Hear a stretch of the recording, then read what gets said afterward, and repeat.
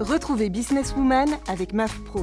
L'assureur des artisans, commerçants et professions libérales, c'est MAF Pro et c'est pour vous les pros. C'est la MAF.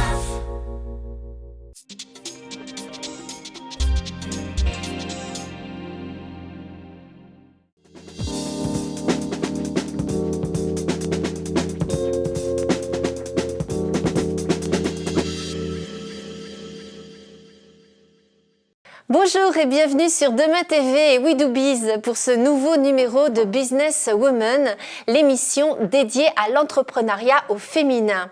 Et c'est de la franchise dont nous allons nous entretenir avec nos invités. La franchise, un moyen intéressant pour créer ou développer son activité.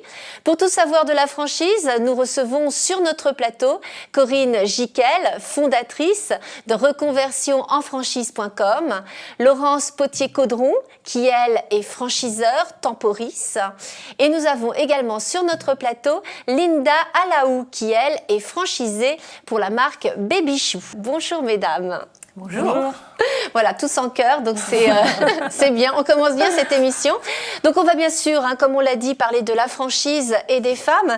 Et on va commencer avec vous, Corinne. Alors vous êtes la fondatrice et vous avez créé reconversionenfranchise.com. Alors pourquoi avoir créé ce site ? Alors ce site, c'est toute une plateforme cross-canal dédiée aux femmes en reconversion qui envisagent d'entreprendre et qui ne pensent pas obligatoirement à la franchise comme une solution pour créer leur activité. C'est né tout simplement parce que je me suis aperçue en travaillant dans une agence de communication et après plusieurs années en marketing en événementiel qu'il existait très peu d'événements de proximité qui permettaient de s'informer sur la franchise, de rencontrer des franchiseurs sur des métiers spécifiques et de faciliter l'information et peut-être une reconversion. À côté de vous, alors il y a Linda qui elle est franchisée Babychou. Alors comment ça a démarré ? Comment vous avez eu envie de devenir franchisée ? Alors j'ai déjà eu envie d'être entrepreneur, de créer mon entreprise. J'étais très bien dans mon travail anciennement. J'ai suivi un bilan de compétences parce qu'effectivement j'avais envie d'être sur le terrain, j'avais envie d'avoir différentes casquettes, notamment celle de commercial, d'avoir de l'autonomie. Et après mon bilan de compétences, j'ai été réconfortée dans mon choix. Je me suis orientée rapidement vers la franchise parce que j'aime les risques, mais des risques mesurés. Et effectivement, la franchise me permettait de me donner ce cadre, ce savoir-faire, jouir de la notoriété d'une marque sans pour autant devoir développer un certain nombre d'années sur sa zone de chalandise. Et derrière tout ça, aussi une assistance en cas de coup dur pour encore mieux développer son entreprise. Oui, c'est ça. Donc vous n'avez pas choisi la création d'entreprise, mais plutôt la franchise, parce que justement, vous avez ce soutien derrière. Tout à fait. Ouais, c'est quelque chose qui a été important dans mon choix parce que je me suis dit que dans tous les cas, je serais épaulée. Alors justement, le rapport avec le franchiseur est important et nous avons la chance d'avoir un franchiseur sur notre plateau avec Laurence. Alors Laurence, vous êtes franchiseur Temporis. Tout à fait. Comment vous êtes-vous lancée dans le... Alors, après un parcours, je vais le faire assez court, grande distribution chez Danone et management sur Redoute Catalogue, je suis arrivée dans le réseau Adecco. Et en fait, après une expérience de reprise d'agence en difficulté et de belles réussites sur la petite ville de Brive-la-Gaillarde, j'ai été promue en direction régionale. Et en fait, je me suis dit à un moment donné, finalement, au moment où le métier a été taylorisé, c'est-à-dire qu'on s'est dit qu'avec les 35 heures, il fallait mettre des gens qui fassent d'un côté des saisies de bondeurs, de l'autre côté du recrutement et de l'autre côté du commercial, eh bien, je ne retrouvais pas, si vous voulez, les choses qui faisaient pour moi qu'une agence, en fait, était... comme une PME, en fait, les responsables d'agence se sentaient comme des chefs d'entreprise pratiquement, sauf que ce n'était pas leur entreprise, mais au fond, ils faisaient un petit peu la même chose que si ça avait été la leur. Et tout ça a volé en éclats avec la taylorisation des ressources humaines. Et je me suis dit que ça ne me correspondait pas et je crois que je suis quelqu'un qui sait bien vendre, sans quoi elle croit, mais pas du tout ce en quoi elle ne croit pas. Et donc, je me suis dit justement qu'en fait, on pouvait créer ce métier-là sous une autre forme. Et en fait, la franchise dans l'intérim et le recrutement, ça n'existait pas en France. Donc je me suis dit que j'ai eu cette idée sous la douche. Depuis, je ne prends plus de bain. Voilà. Et en fait, je me suis dit, et pourquoi pas? Voilà, ça a été conçu dès le démarrage pour devenir un réseau.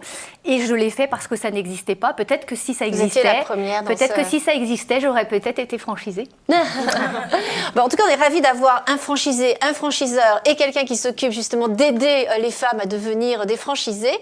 Alors, le rapport entre le franchiseur et le franchisé, il y a quand même un jeu de séduction. Moi, je dirais parcours de connaissances réciproques.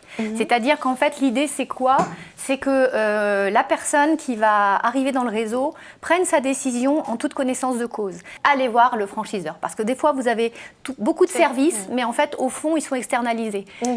Donc, c'est bien de voir qui va être à mon service quand je vais être franchisée. Justement, vous Linda, c'est un peu comme ça aussi que ça s'est passé, parce que votre aventure Baby Chou, ça a été d'abord une rencontre avec le franchiseur. C'est cela. Lorsque je me suis orientée vers la franchise, j'ai été au salon de la franchise, qui m'a beaucoup servi. Je m'étais orientée déjà vers le service à la personne et particulièrement la garde d'enfants, parce que c'est un secteur qui me parle. Je suis maman de 2 enfants et je connais les problématiques auxquelles sont confrontés les parents. Donc, je me suis orientée vers la garde d'enfants à domicile. Une fois arrivée sur le salon de la franchise, j'ai rencontré différentes enseignes. Et j'ai eu le coup de cœur pour Baby Chou parce que dans un premier temps, j'ai rencontré sur place le franchiseur. Et il faut sentir effectivement qu'on est comprise parce que, alors déjà, on crée son entreprise, c'est pas évident de faire le choix de se lancer en tant qu'entrepreneur. Et encore plus dans la franchise, parce que ça demande un investissement financier aussi important. On en parlera tout à l'heure. Oui. Voilà, donc se dire, bon allez, j'y vais, il faut être sûr de l'enseigne avec laquelle on souhaite se lancer. Il y avait d'autres franchisés avec lesquels j'ai pu échanger en toute transparence sur les difficultés qu'ils pouvaient rencontrer, sur aussi les avantages d'être entrepreneurs, franchisés. Donc, on a vraiment parlé de... Tout était transparent. La plupart des franchisés ou des candidats à la franchise choisissent une franchise pour sa notoriété, c'est 70%, mais il y a aussi, et j'en côtoie, de jeunes réseaux qui ont des véritables concepts, qui ont des vraies valeurs. Donc, c'est important de rencontrer le franchiseur, de poser toutes les questions, de rencontrer la tête de réseau et de voir si on est en adéquation avec ces gens-là. Qu'est-ce qu'achète un franchisé au démarrage d'un réseau? Ça va être votre idée, votre métier et la confiance qu'il vous fait à développer votre réseau. Ce que vous allez donner pour l'accompagner, pour le développer. Est-ce que ce franchiseur est capable, au fur et à mesure des années, de m'apporter quelque chose pour nourrir mon développement local? Et quel est son savoir-faire aussi et par quoi il se distingue de ses concurrents aussi. Justement, par rapport à ça, ce que doit absolument vérifier un candidat à la franchise, c'est la structure franchiseur, c'est-à-dire combien de personnes au service des franchisés. Oui, parce qu'en fait, si vous voulez, justement, est-ce que ma franchise m'accompagne pour me lancer ou est-ce qu'elle m'accompagne tout au long du contrat? Ça, c'est très important. On va aller, je veux dire, on a un accompagnement très fort. Par exemple, on sort tous les mois, on a 5 contrôleurs de gestion qui sortent les états de gestion de mes franchisés tous les mois. On arrive à une autre question très importante, c'est les compétences du franchisé. Parce que souvent, là, on a parlé de l'accompagnement, du suivi, qui est très important, qui fait partie des choix. Donc ça, on l'a bien compris. Maintenant, les compétences de chacun. Parce qu'on est suivi, mais il faut quand même avoir des qualités d'entrepreneuriat. Déjà, je pense que vous serez d'accord avec moi, il faut être entrepreneur. On ne peut pas, même si ce n'était pas en franchise, si vous voulez créer votre entreprise, il faut la développer. Donc, outils apportés ou pas par le franchiseur, il faut se développer. Donc, être entrepreneur. Après, la question à se poser, est-ce que je suis faite pour être commercial ou commerçant? Si je suis faite pour être commercial, c'est-à-dire que je suis prête d'aller vers l'autre, apporter des conseils. Si je suis commercial, j'attends plutôt dans ma boutique. C'est des questions à se poser. Très important. Si je vais aller dans les services, donc moi, je suis spécialisée sur la franchise de service, on est plutôt... En tout cas, les femmes que j'ai au téléphone, elles cherchent à mettre en avant leur savoir-être, leur sens du relationnel, l'écoute et apporter des conseils. Donc il faut, et je pense que vous ne me direz pas le contraire, être en adéquation entre le métier et ses propres compétences. Au cours de mon bilan de compétences, on m'a demandé de questionner mon entourage, aussi bien professionnel que personnel, sur ce qu'on pense de moi, de ma personne, sur différentes questions. Et finalement, on a fait le bilan de ce panel de personnes interrogées. Et effectivement, ça a conforté les entretiens que j'ai pu effectuer avec la consultante. Parce qu'on ne se connaît pas forcément soi-même. Hein. On pense des fois être capable et puis on découvre des choses. Il y a des choses qui sont vraiment inconnues et on les découvre. Moi, j'étais responsable administratif et financier, donc jamais sur le terrain, pas commercial du tout, très peu de relationnel, plutôt devant mon ordinateur à sortir des chiffres. Voilà, et pas du tout dans la communication. Et finalement, je découvre des choses chaque jour en me disant, ah ben oui, mais je suis capable de ça, mais ça me plaît, c'est incroyable. Alors oui, j'ai fait le bilan de compétences, mais qui m'a lancé, qui m'a poussé à devenir franchisée, mais je continue à en apprendre encore aujourd'hui. Et finalement, je pense qu'il faut se faire confiance. Je crois que c'est l'indicateur de la franchise qui a fait une étude. Il dit que 40% des franchisés, tous secteurs confondus, sont des femmes. Donc ça prouve que la franchise est quand même une solution. Beaucoup vont dans le service. Moi, j'ai fait une enquête là-dessus. Beaucoup vont dans le service. Et ce qu'elles recherchent, c'est surtout, on l'a dit tout à l'heure, c'est pouvoir se lancer. Beaucoup de femmes n'osent pas se lancer. Parce qu'elles ne sont pas accompagnées. Elles ont peur des aspects financiers. Elles sont bloquées en disant, oui, mais si c'est un risque, et si je me casse la figure, et si je ne ramène pas de l'argent à la maison, et si. Donc, elles veulent d'abord être accompagnées. 80% des femmes veulent d'abord créer. Elles ont cette envie parce qu'elles veulent donner du sens. Elles veulent aller vers le métier qui leur convient. Et beaucoup ne pensent pas à la franchise. Est-ce que la garde d'enfants, est-ce que du gardiennage d'immeubles, comme je dis souvent, est-ce que de l'intérim, on y pense en franchise? Mais beaucoup ne le savent pas. Non, c'est vrai, c'est vrai. Et il y a plein de métiers comme ça en B2B, en B2C. On n'a pas parlé non plus de l'investissement pour la franchise. C'est quand même un coût.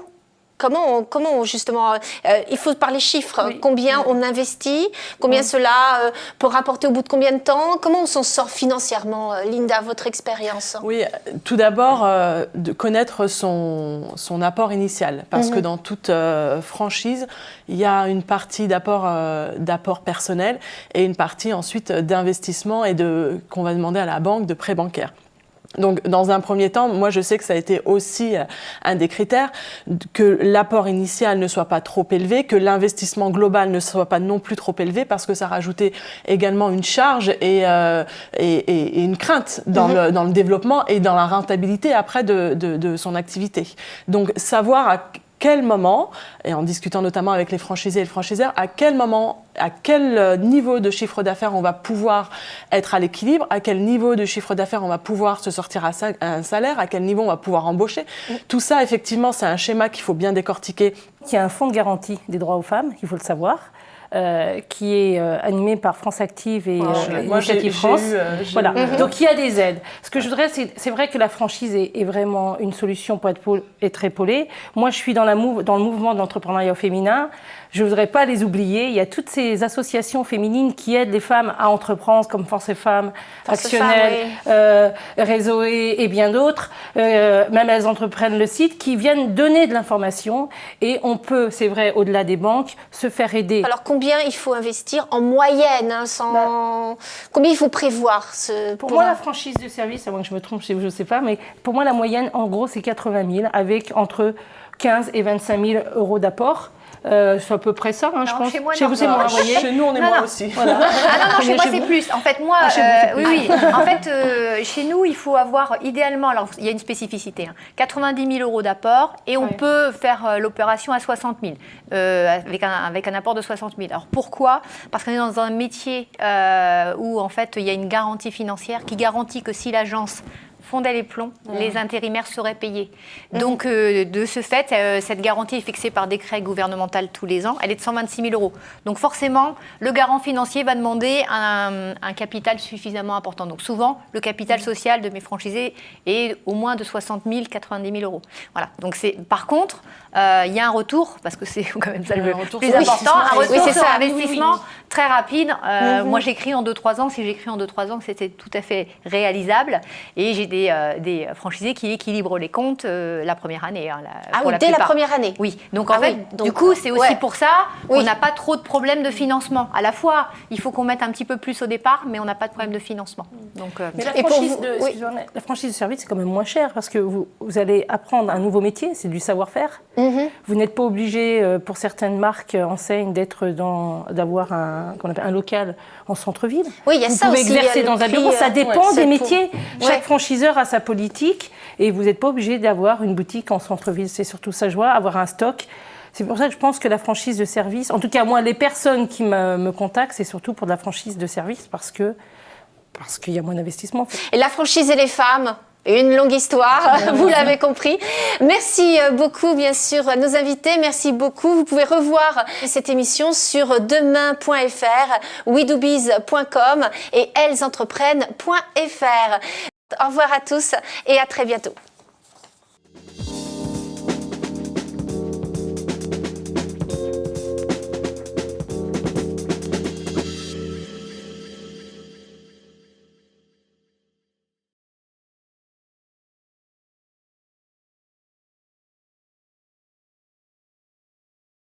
Businesswoman vous a été présenté par MAFPRO, l'assureur des professionnels et de la santé collective. C'est MAFPRO et c'est pour vous les pros.